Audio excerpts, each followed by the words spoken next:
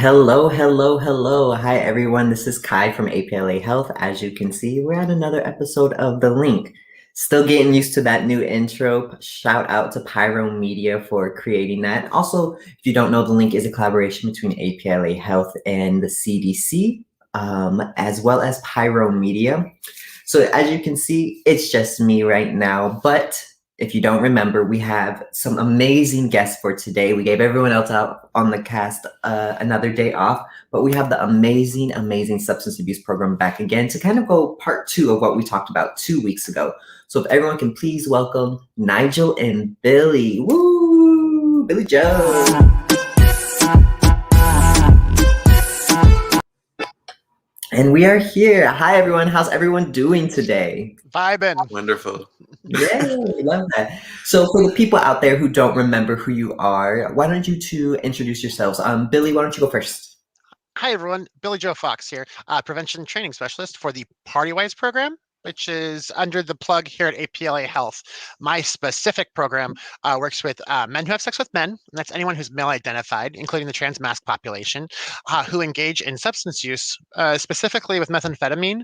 And what we do is we go through health navigation sessions, and we try to link individuals to proper medical resources and pertinent resources, such as HIV testing, STD counseling and testing, and PrEP and PEP.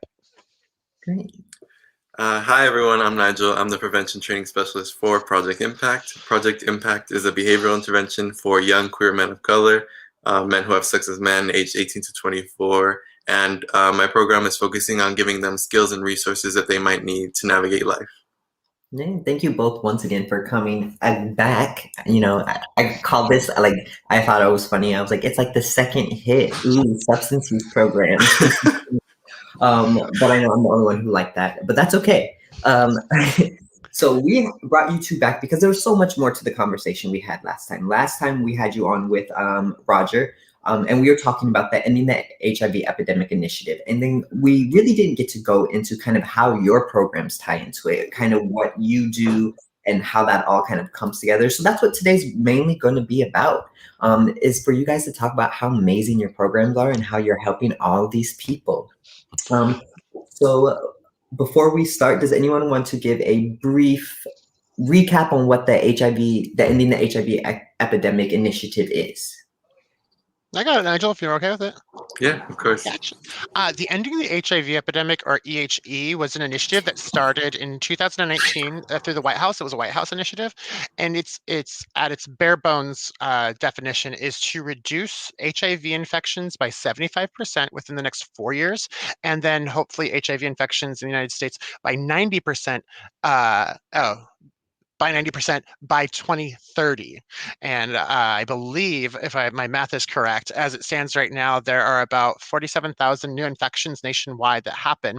And if this were to be true, they want to reduce the number of new infections to roughly 1,450 by 2025 through a slew of pillars and basically means of reducing HIV infections. Oh, thank you so much. We love a little Spark Notes, Cliff Notes version of it all. Then it's Come like, on, statistics. Right? I love numbers. That's actually the first time, though, Billy, I will say anyone's ever given me numbers for that. And I mean, obviously, I know the numbers because I see them all the time, but hearing the numbers as opposed to just percentages is always nice too, because it kind of like gives you a real idea of what we're going for. The 2030, if we reduce by 90% of new infections, that number will be 930 HIV infections nationwide per year if the end of the HIV epidemic does what we've set out to do. That is Such a small number. We can do it, everyone. We can do it. And we can do it because of wonderful people like you two.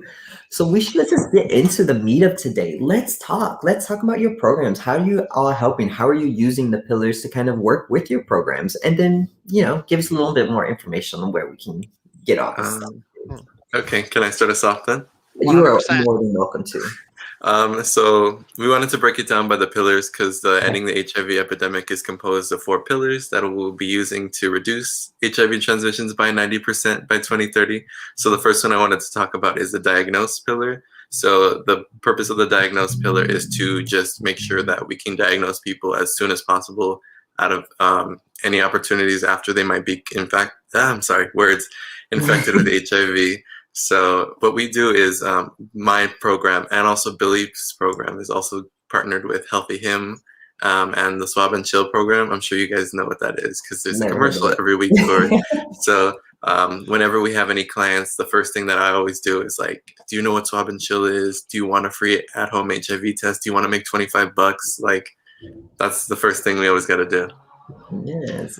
And from the PartyWise program and the Diagnose pillar of the EHE initiative, there's a big emphasis on telehealth, and that's actually due to the quarantine and the COVID-19 pandemic has been a real necessity for outreach specialists, health navigators. So through the PartyWise program, telehealth is the actually only means in which we're talking to our clients as of right now. We have an entire database of cell phone numbers, potential for video if they so wish, to communicate and enter into health navigation sessions that focus on sexual health and drug use. Yeah, thank you all so much for giving people a little bit more context on that, especially with the diagnose part of it. A lot of people think, to end HIV, they think we should just, attack the virus itself. We should go work with the people who actually have HIV. And I think oftentimes people don't understand that prevention, especially because our department, we are the prevention department. Prevention is the biggest form of prevention of stopping HIV from, spreading and other people getting it is prevention. So things like HIV tests, things like PrEP and PEP, things like, sitting down and having these conversations about sexual resources are really, really important. And before we go on to the next pillar, Billy, when when you're speaking with someone for the first time, and obviously for your program, you encourage the HIV test. How do you get someone who might not be as comfortable or as ready for an HIV test to really consider taking it? I start at the farthest thing from the actual testing component in conversation, and I test the waters of conversation with that person. Being an outreach worker, we're known to have like nonverbal communication when engaging with people outside, but all we have right now are our headpieces to talk to individuals. So I start with a risk assessment. I start with the smallest thing that could start a trajectory for a conversation where somebody might open up to talk about their sexual health, talk about past experiences with other medical providers to see if there was a time or a point in time in their medical service journey that they were affected negatively and hope to mend that. Great, thank you. And then Nigel, same question. How do you get someone to kind of be on board for getting the HIV test if in the beginning it might not be something that they're thinking of? Well, for my program, we always start off with our baseline survey to just gauge where they are at in terms of like how comfortable or how knowledgeable they are in regards to sexual health. And I think just usually just slowly introducing what it is and just like how it not only protects them, but their partners and the people that they care about, and how it can be a really empowering thing to get tested regularly. Yeah, great. As opposed to like it being a scary thing, like, HIV is also not the end of the world in case it does happen. There's plenty of resources and programs that will help you and support you, if that ever does happen. Right. And usually if they're going through us and getting an HIV test, if for whatever reason there is a positive result, you were already talking to one of the biggest resources in LA County for APLA. So, we're here to help. Always. Love that little glow, right? It's just a little plug. It's Who else is going to do it? Look, proud of what we're doing. So let's get to the next pillar, right? So we talked about diagnosis. We talked about how your programs kind of get to that. So we're encouraging people to take an HIV test. What's our next pillar? The next one is treatment, because treatment is one of the biggest forms of prevention as well. So basically, new cases of HIV or people who are aware of their positive status, connecting them to treatment as soon as possible. So we do that in a number of ways. In my program in particular, we like to support them by health navigation. So discussing how they can navigate going to healthcare providers, how to have those discussions, and also supporting them in medical adherence. So for those of you that aren't aware of what medical adherence is, it's just making sure that you take your medication and you're proactive about it. So those are some of the things that I like to talk about during my program. Piggybacking on that with Nigel there, medical adherence then leads us into, one of the main components of the treatment pillar, which is viral suppression for individuals that happen to be HIV positive. And so we also have a whole slew of resources in the form of items such as condoms, lubrication, fentanyl strips, and the knowledge that treatment is prevention in and of itself. We're treating individuals to an undetectable viral load, which makes them incapable, undetectable equals untransmittable in the HIV and AIDS realm. And one other component is as a mental health partnerships within the treatment pillar, and we do that by the engaging of socialization programs within our individual programs. Socialization groups. Nigel leads a core group of individuals, and I'm new to the PartyWise program. Yet I'm starting to accumulate individuals to have a socialization and support base through PartyWise. Yes, we have some wonderful youth behind us. Yeah, we love it. We love everyone who comes. So here's a question for you both for treatment, because I want to bring it back to a large part of what your programs do is also substance use. So how do we incorporate the idea of HIV treatment as well with substance use treatment, right? Because I think oftentimes people try to divide those things, and working in prevention, one thing I've learned is usually when we're talking about substance use, HIV kind of treatment is usually thrown in there as well, because they kind of encompass a lot of the same things. How do you go about that? Well, there's a direct tie between substance use risk increase and then the risk increase for HIV and infection if it's present. We have co-occurring instances happening. We have an HIV positive status with a substance use background. They are very closely related. I'm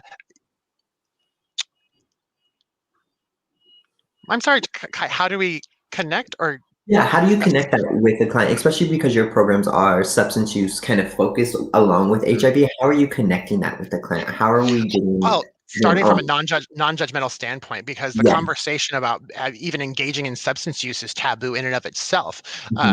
Talked on to individuals who have an HIV positive status, their likelihood and comfortability with even engaging in conversations about those two. My job is to address all of the elephants in the room or potential apprehensions that our clients have through our phone call conversations, address them, ease myself, know how to talk to different populations is one very, very great trait to have, is the ability to move within the comfort levels of another person. Yeah, great. And then Nigel, what about you? So Project Impact in itself is a holistic program with the overall arching topic being HIV prevention. But the whole point of it is to look at what parts of your identity or what things that you do also can contribute to that. So the whole point of it is having a series of intersectional discussions. So I always try to bring up things. I'm like, how is this affecting you? Is this also affecting your sexual health? All sorts of things. So substance use is something that I talk about, just being judgmental. And also I don't push for abstinence. I have a lot of clients that are not necessarily at that level of which they're ready for abstinence. So just talking about how they can protect themselves while continuing to use substances. And as they work towards being abstinent maybe in the future, but just making sure that they can be safe in regards to their sexual health and substance use health, because it's very closely connected for a couple people that I work with. Great. Thank you so much. So let's get on to this next pillar. Remind me again, what is the next pillar before we go on? Because diagnosis and treatment are the ones I'm like, yeah, I know those two. It's our department, Kai. It's prevention. Prevention's the third pillar of the EHE. EHE, and I feel like we keep forgetting to mention it because I just keep thinking about the DHSP now. DHSP. We would be. What is it? We would be remit if we did not acknowledge and name our funding sources through APLA Health and the prevention program being the Department of HIV and STD programs here through Los Angeles Public Health. Yeah, they pay that. We get the money to do the things we say. Yeah. That prevention through a substance use lens is geared towards trying to engage in like syringe service programs, of which there are a few, yet the prevalence of them post-pandemic is something that we're trying to vie for. But I have managed to make contacts with syringe distribution sites that account for over-the-counter syringes in varying sizes for different reasons. Like, I know that I have been able to acquire syringes for individuals in the past that are substance users or injection drug users. Yet we also have, there's a myriad of syringe resources out there for a trans connections program, with varying size for hormone therapy as well. Yeah, and I think that's actually a really great point. A lot of people don't always think about prevention as syringe exchange. And I know here at APLA, unfortunately, we don't have a syringe exchange, but we definitely work with the people and we support it. 100% we support it. And if you Harm want reduction. What was that, Nigel? I was like, harm reduction. Harm reduction. If individuals out there are actually in need of syringe services or syringe exchange programs or disposal sites, you can contact myself through the PartyWise program. We'll have all the information within the link here to contact me personally. Yeah, and we'll definitely make sure you can always go to the APLA Health Prevention Department Facebook page. All of our information is there. You can also go to our website as well. So there's a lot of different options for you. What about you, Nigel? What does prevention look like in your program? So prevention for me is just a lot of addressing harm reduction, which I shouted out really loudly earlier, and then just talking about like addressing like sexual health, sexual risks that the individuals themselves perceive, and also stigma.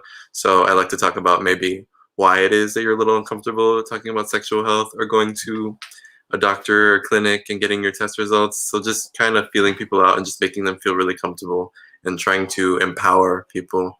Because I feel like a lot of the times we go about sexual health in such a clinical, yeah, literally. But it's like, it's more about like the numbers and just like the negative results as opposed to like, how does the person feel about it? Are they comfortable going into a clinic every 3 months to like go get these HIV tests? Is it easy for them? Like, what's stopping you? Like, let's talk about the barriers to prevention. Like, what is more important to you right now as opposed to like getting an HIV test? And over the course of our health navigation sessions and our peer-led navigations, you build that rapport with individuals, because our job is to empower, but also we advocate for individuals with the hopeful intent that this will empower them to advocate for themselves in these scenarios as they become available to them, as they access more medical services. Yeah, and I can kind of add on to both, kind of what you're both are saying, especially about harm reduction. And Nigel, you made this really good point. Oftentimes when we talk about people, especially with like people who are HIV negative, you get that HIV test, it's a negative, and a lot of times it's like, okay, great, bye, you're negative, go. We don't need anything else for you. We don't want anything else for you. And it's rare that we check in with people after they get a negative result. How are you feeling? And I think that's one thing too for prevention is we should really sit down after is have that feeling of like, was I nervous for this HIV test? Why was I nervous for this HIV test? Is there some behavior that maybe I haven't addressed that I need to address? So I think that's actually a really, really great point. And because you two get to sit down and have that conversation with people and build that rapport, I think it's really, really kind of a valuable tool and a skill to have with people. Well, we really do build a rapport because each one of our programs, our sessions are multiple sessions with a 1 week follow-up and as well as a 30-day for my program specifically, in which we get to talk about the barriers that these individuals face in accessing services as well as just day-to-day life. So therefore, when we go back to call them back or see if they're available, maybe it's a week past the time in which we were supposed to have a follow-up because of their inavailability. We have to roll with those punches, but we get to build a case and a rapport with individuals and see them through processes such as HIV testing, such as getting an STD positive test result in some area, and how to receive treatment. So here's a question I have for both of you in regards to harm reduction, right? So Nigel, we know you love it. Everyone at APLA Health loves it. So for people who don't know, harm reduction is we are not the abstinence kind of program. We are harm reduction when it comes to sex, when it comes to substance abuse, because we understand that like a lot of times abstinence just doesn't work. I would like to get your thoughts on this. What are your thoughts on harm reduction as opposed to abstinence? And why do you think, or do you think it works better than abstinence? Can I go first for this one? Absolutely. I have some pretty strong feelings about this. Personally, personally, not to be controversial. Actually, this is a very controversial statement. Love it. I just think, and what is it?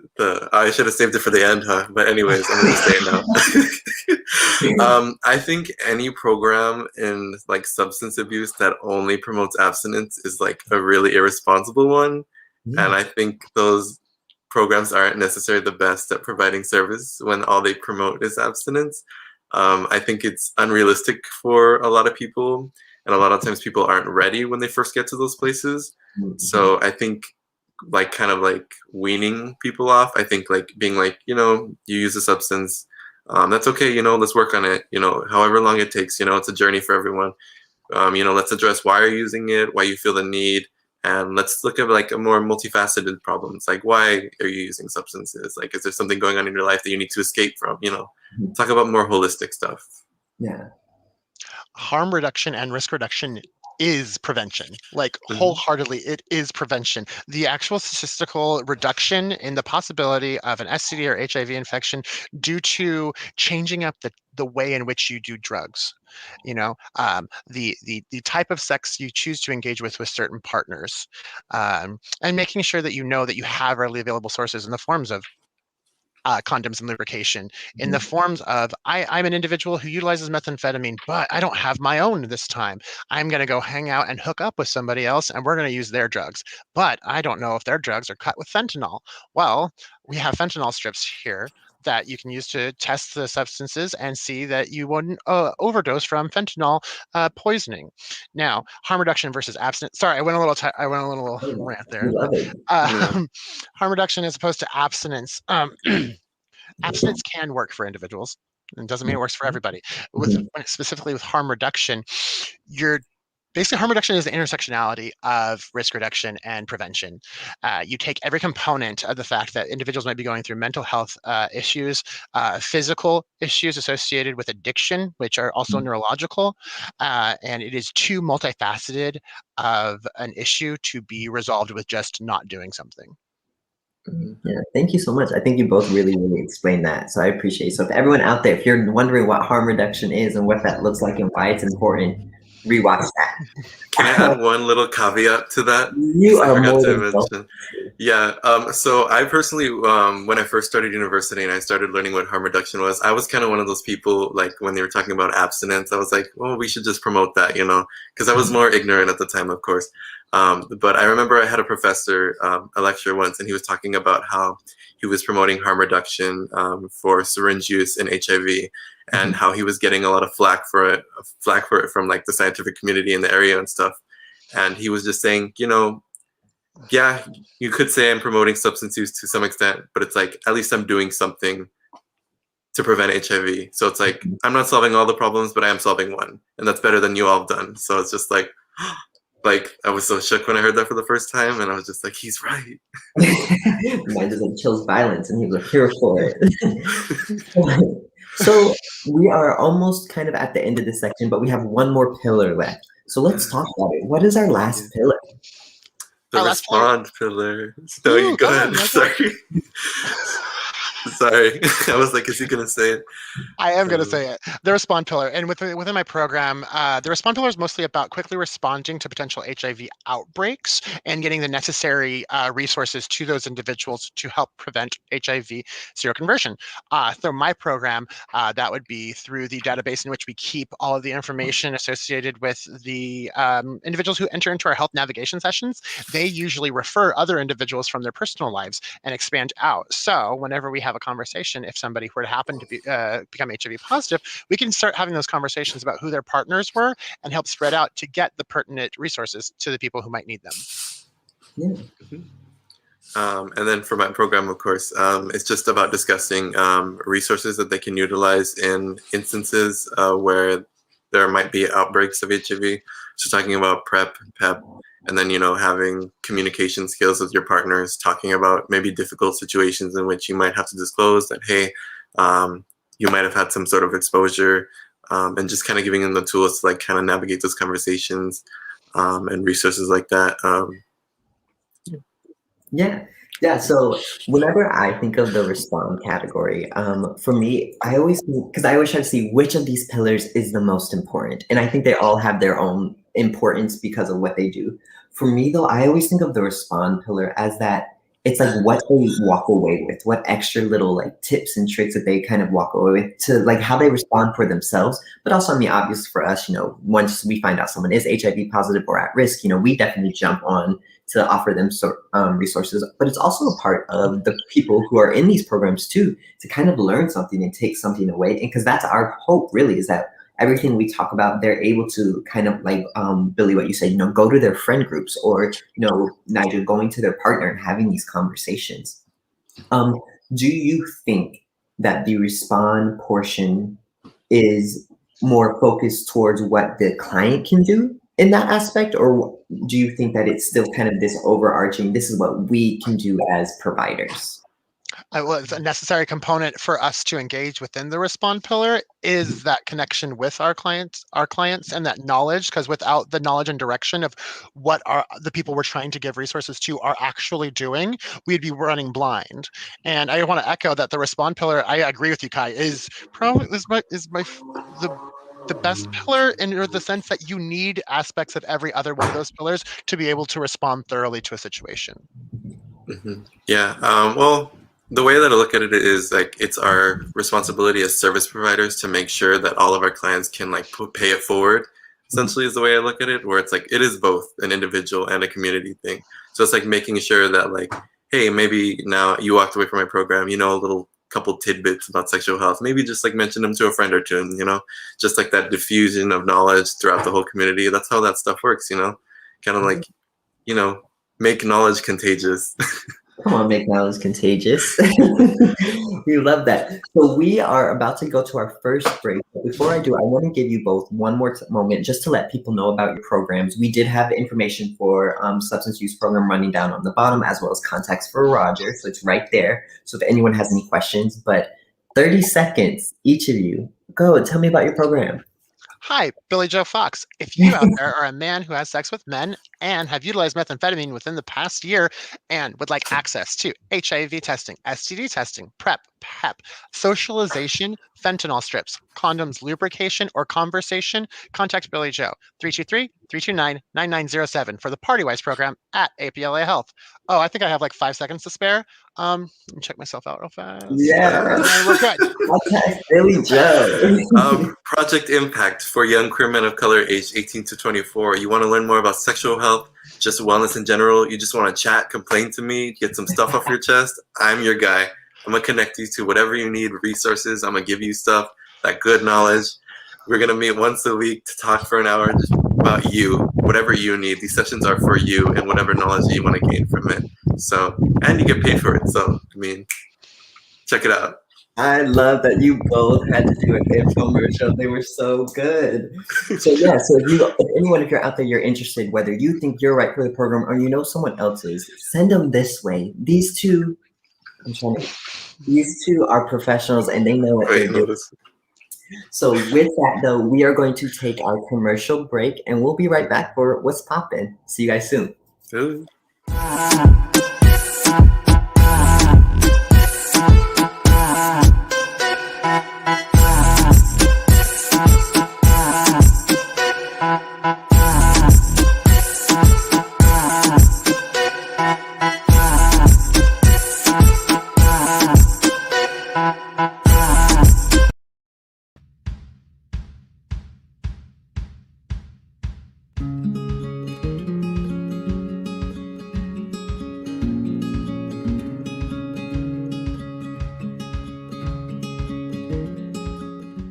Hey guys, Ty here from APLA Health, and I got some good news for you.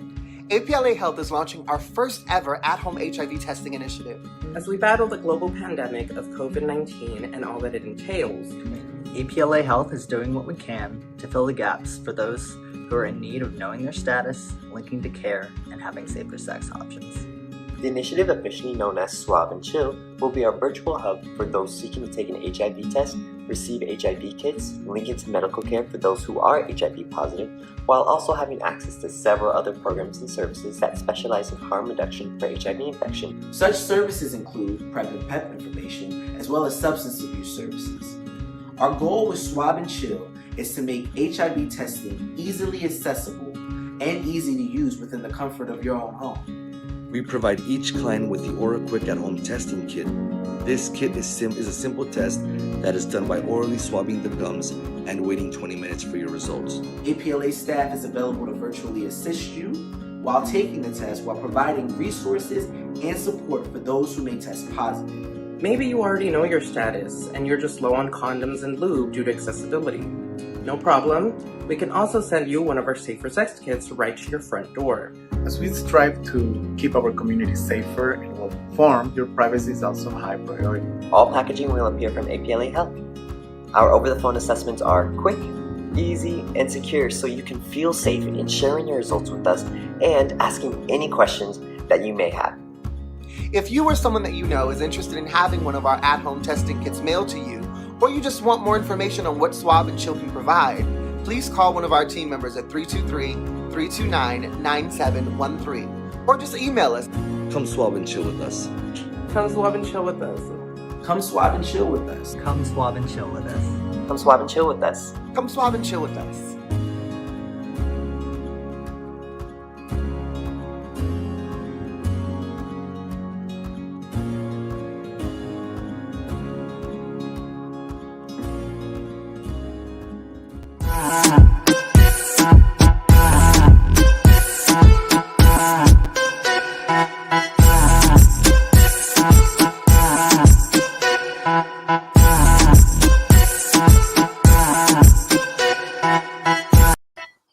And welcome back. Come swap and chill with us. Also, shout out to Daniel. Daniel's on vacation right now, but it was Daniel's birthday on Sunday. So happy belated birthday.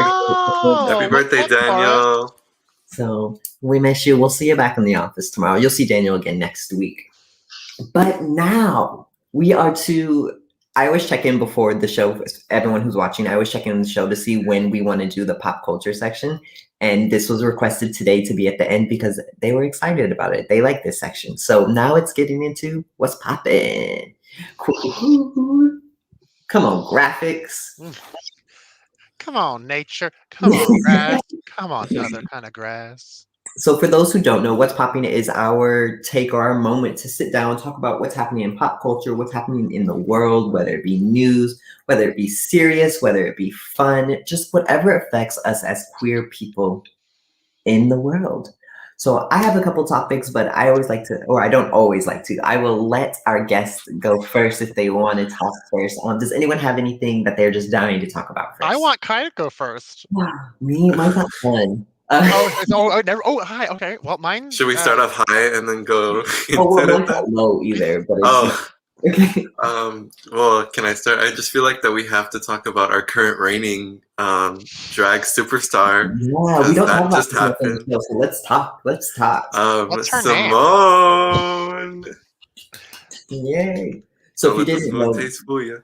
yeah, if you didn't know, RuPaul's Drag Race at the office, it is a huge RuPaul's Drag Race kind of area. You'll hear there's usually some kind of conversation happening about drag queens at some point. But Friday, we got the season finale of season 13 for the American Drag Race, and Miss Simone won. And I think it was deserved. It was a 100% showcase from start to end, seamlessly packaged on Christmas Day, is what Simone was to our drag reality. And I'll stop there. It was. And I think one thing I really, really appreciate too about this season is the different styles of drag, right? We got to see, I think, this was probably one of the best seasons ever, but we got to see kind of like this wide variety, even in our top four. You know, we had Simone with her style. We had Gottmik, because you can't talk about this season without the best dressed of the season has to be Gottmik. Best dressed of the season was Gottmik. The finale dress, I guess, would you call it like a Snow White queen of like evil queen? It was like evil queen, like exposed heart, like it was crazy. I loved it. Soul Caliber put in there. Oh, come on, Soul Caliber. I gasped. I mean, she couldn't walk in it, but I mean, neither could a couple of the other girls in their dresses and their final dresses. I thought It was great. And you know what? For me, the biggest thing was RuPaul performing. Not a huge fan of the dress, but we got to see RuPaul lip sync. When was the last time anyone saw that? If it wasn't a mini challenge, the only time she lip syncs is on mini challenges. That is the only time. I think maybe the last finale might have been like season 6 finale. Do the music videos count? Maybe music videos, maybe, but this is a thing. And I was sitting there, I was like, okay, RuPaul, you go. So who were y'all's if not a winner, but who were your favorite takeaways from this season of like drag performers? Like you're like, this is a little morsel of a person that I really like identify or connect with or want to see more from. Ooh, I have a couple. So for me, Lala Ree, I think, was the performer that we didn't get enough of. And even with the comeback when she did her music video, I was like, yes. So All Stars, I hope she comes back. You know, they always say once you get a little bit of coin, so hopefully she's making money now that she's been on the show. The drag usually gets better because you can afford the nicer things. She won Miss Congeniality, which I think was well deserved. She's amazing. And then Olivia Lux is my other one. Olivia Lux. Olivia Lux. Mm-hmm. I love Olivia. I'm so mad she wasn't in the top 4. I think she wasn't ready. I think just time-wise, if we're doing it a year and a half, that's my own personal opinion, but I can't wait to see what happens with Olivia Lux after. Yes, she peaked really early in the season. I loved Olivia Lala. I really also ended up really liking Utica, which I didn't think I would, because in the beginning I was like, but she was actually really entertaining, and I just love her drag aesthetic. It's so like different every time she walks out on the runway. It always has that like kooky aspect to it, but it's like so different each time. Yeah. And that roast was camp. My favorite takeaway from the season is give it up. It's a girl Denali, cold as ice, hotter than a tamale. Keep up, and no. Here's the thing about Denali and why I'll make a case for my sister. Okay. Denali is the best representation that I've seen on that show of a Tuesday, Wednesday, and Thursday night drag performer. Okay. The girl who's out there kicking it up, not taking shit. She sees through all the veneers and she's out there working. She's a Morgan McMichaels. She has like six shows a week. Okay. And she came in and it was just this. She saw through the veneer of TV and let you see that she saw through the veneer of TV, and I love that. I'll give it to you. She's a worker. She's definitely the hardest out of all the girls. I loved her finale look because it was inspired by Digimon, and I really liked Digimon as a kid. I don't know if you caught the reference. It was based off of Palmon, the cactus. Oh, is it? Wait. Togemon. Palmon is the evolution, huh? My bad. No, Palmon is the base. Palmon and then Togemon. Yeah, you're right. And then Lilymon. Oh god, Digimon, we're nerds. And then Rosemon. Sorry, okay. But yeah, actually, I will agree. Denali looked great. I always have an issue with Denali's makeup. I just think it just takes time. It doesn't blend. She'll get. I can agree about her makeup. Yeah. Oh, she made Olivia look dry as hell during that makeover. That was not either of their challenges. But before we get stuck on Drag Race, because as we know, as gay men, we can get stuck on Drag Race. Let's go to kind of our next little topic. For me, it is the CDC guidelines for face masks and outdoors. They have, as of today, released new information. So if you are someone who has been vaccinated and you're outdoors, unless you are in a place that's really, really crowded, so like a concert or like a big packed space, you don't need a face mask when you're outdoors. I know I'm still going to be walking around with the face mask, whether there's a lot of people or not, but that's being like safe. But it is something to see. We're seeing a lot less restrictive kind of measures happening in America. And then here in California, we're actually in LA County, we're now in yellow tier. So if we stay in this yellow tier next month or through the next week, and for those who don't know, that's we have a low enough COVID cases being diagnosed every kind of day. We stay in this yellow tier, we're going to see further openings. And so by June 15th, when we have the whole national opening, we might already have been doing that for a little bit. So what's your thoughts on this? It all seems it's happening fast to me. And so I'm a little nervous.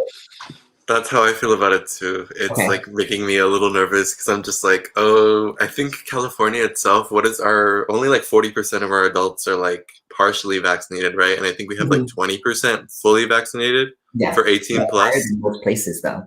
Yeah, and I'm just like, us as a state, and I'm just thinking like LA County is a very dense place. So like some of these new strains, like the one in, what's the one? It's Michigan, right? That's being torn apart by like that UK strain. Yeah. Because I'm like, if that gets over here, like, you know, that's what I'm thinking. I'm just like, maybe if California like didn't allow like non-vaccinated people entering the state, maybe, but I don't think we'll ever do that.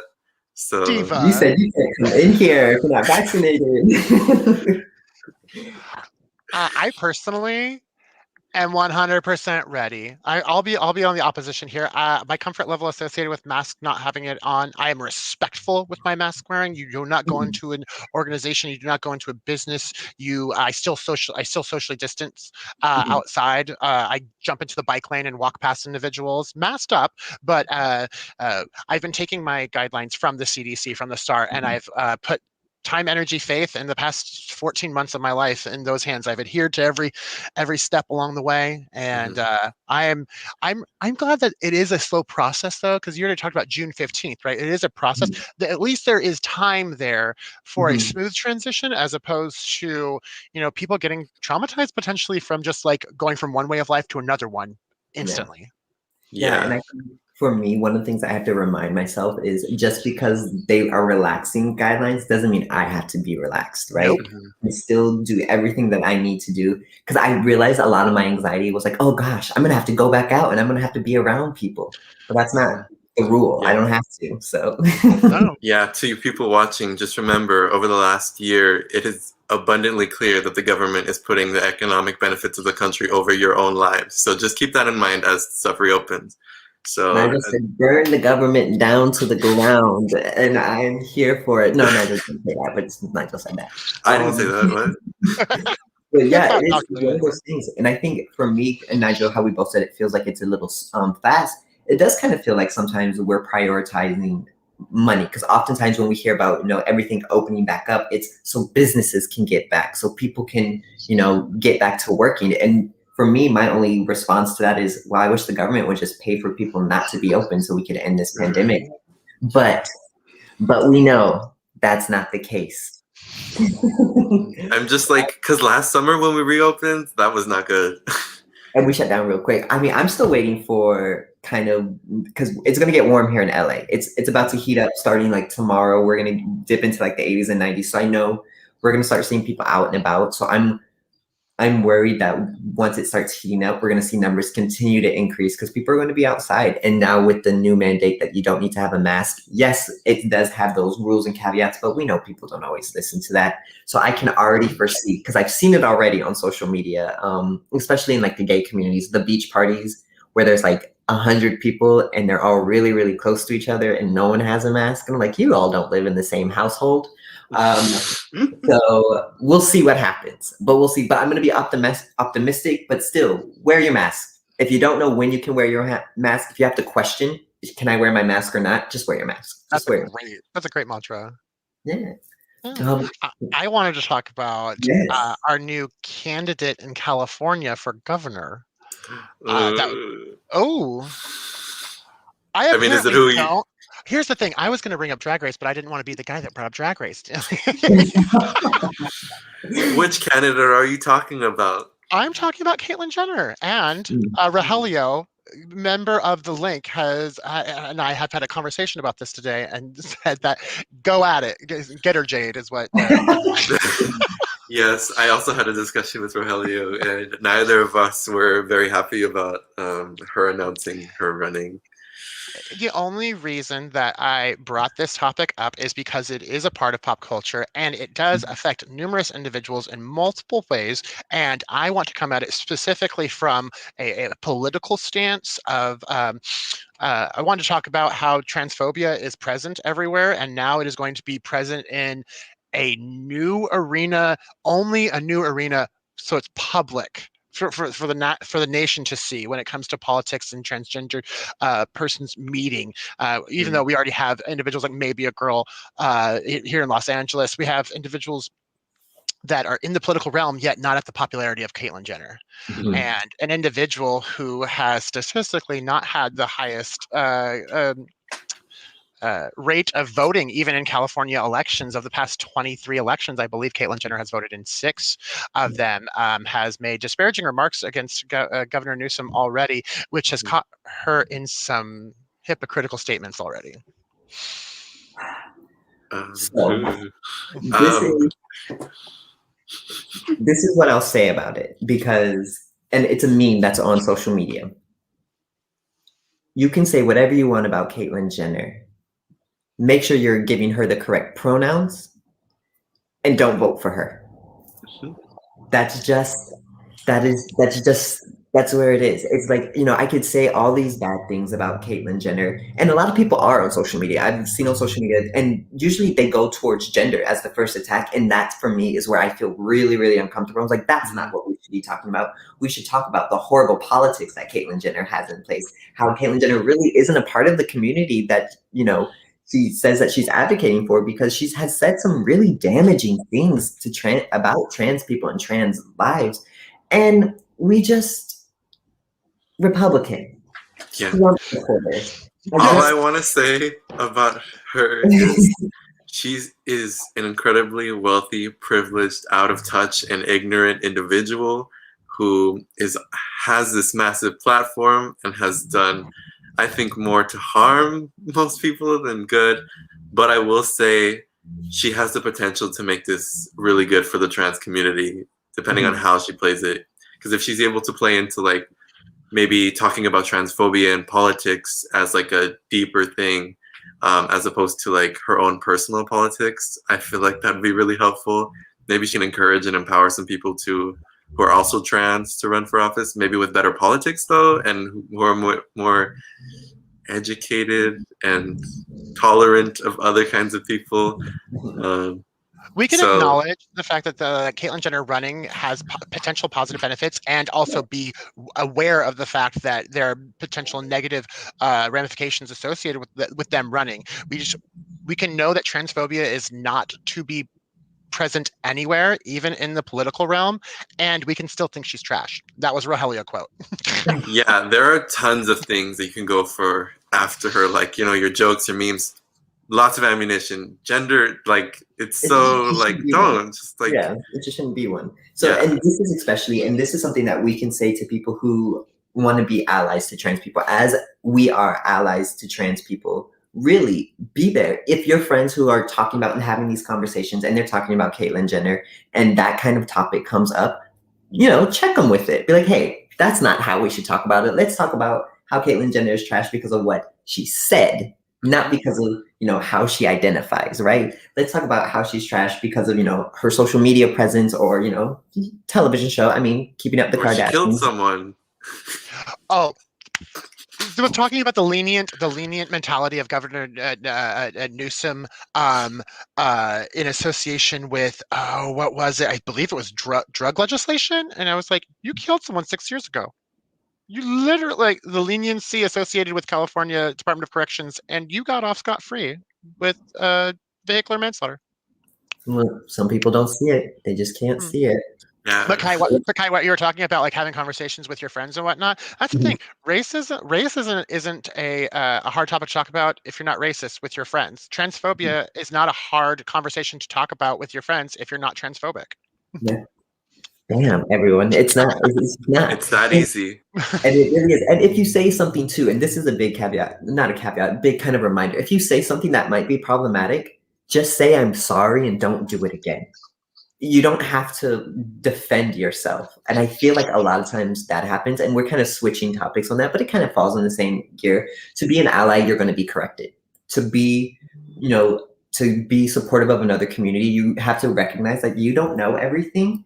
And when you do mess up, because it does happen, take it with like humility and be like, oh my gosh, I'm so sorry. Boom.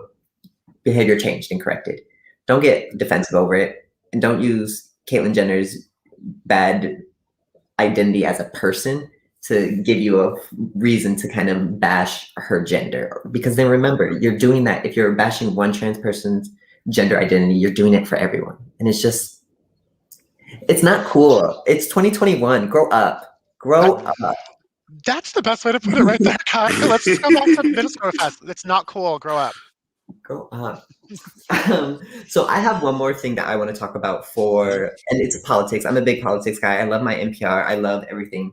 One thing I've been really, really focusing on right now is climate change, because it's kind of, if we're not talking about COVID, if we're not talking about, the police killing another Black person, climate is a big kind of thing that I'm really, really focusing on. If you didn't know, we're back in the Paris Climate Agreement. Our current president, he said in the first 100 days he would do that. He had a meeting this week and he put out some really big kind of things. He said by I believe it was 2030, we're going to be really like 50% of all of it's going to be reduced of our natural greenhouse emissions.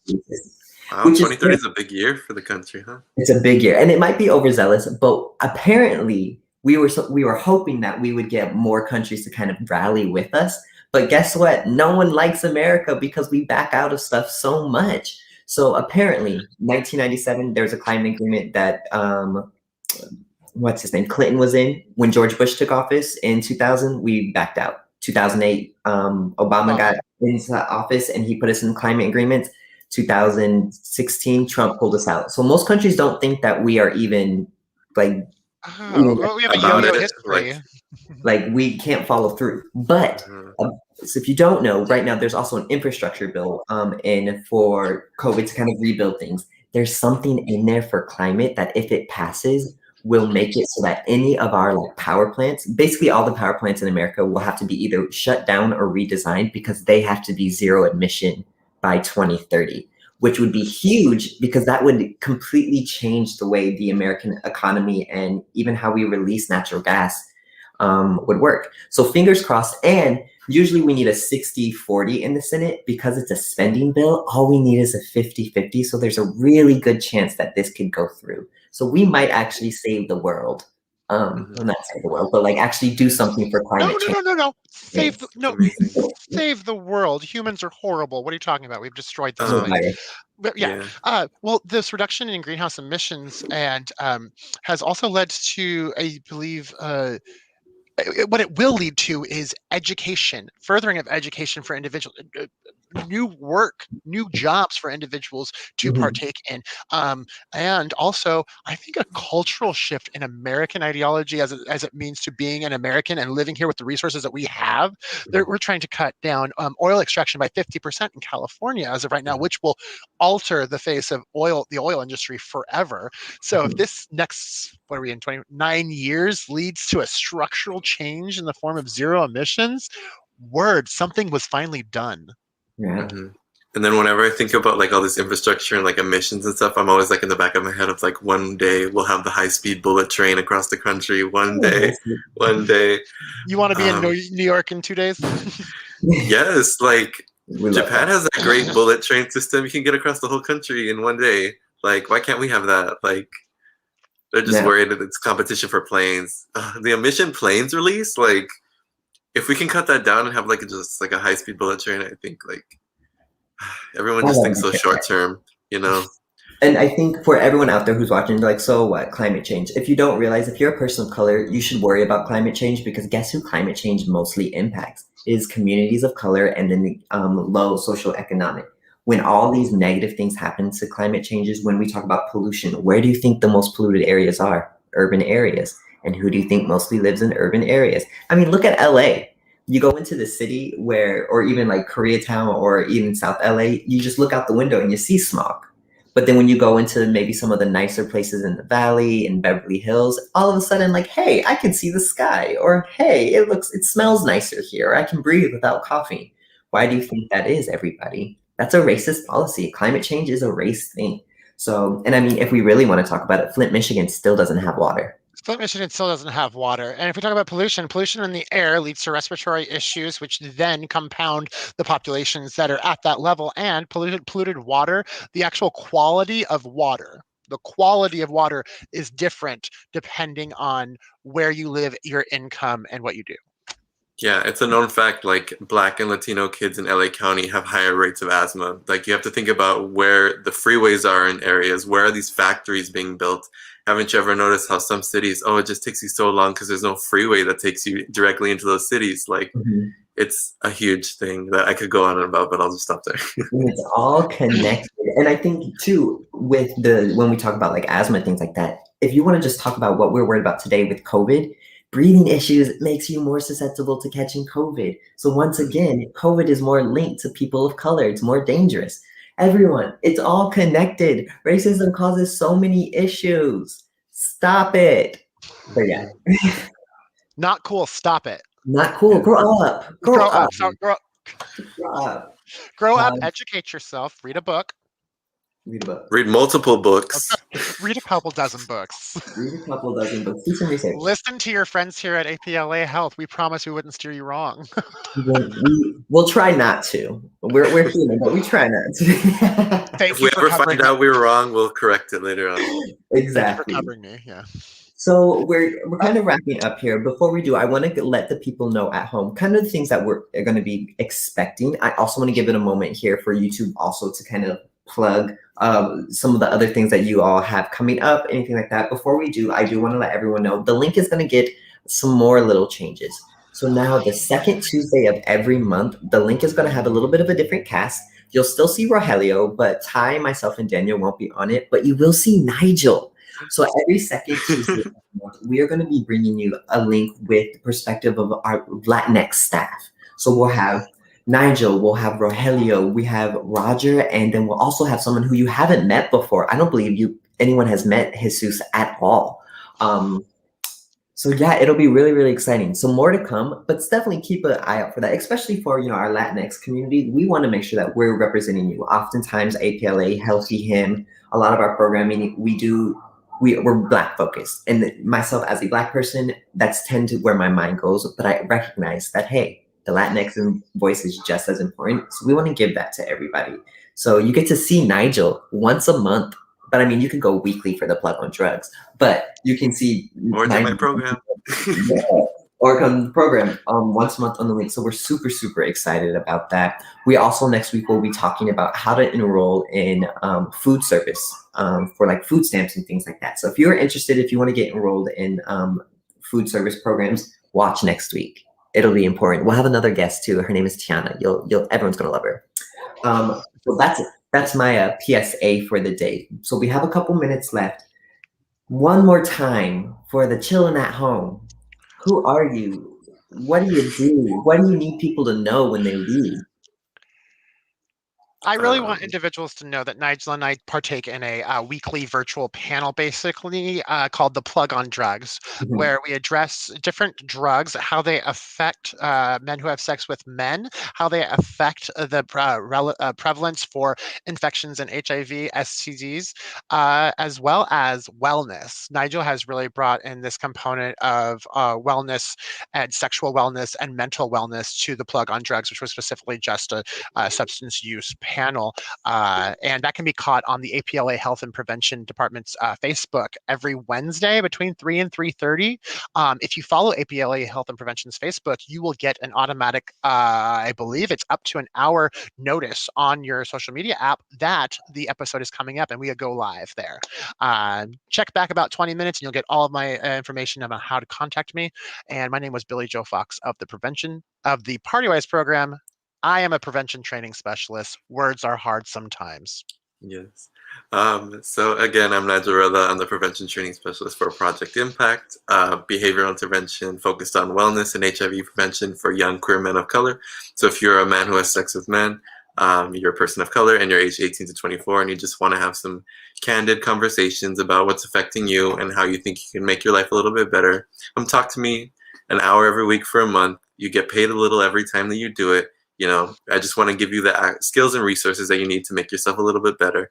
And also I want to plug all of our social media because The Plug does have a Facebook page and we have an Instagram page at @theplug_APLA Health.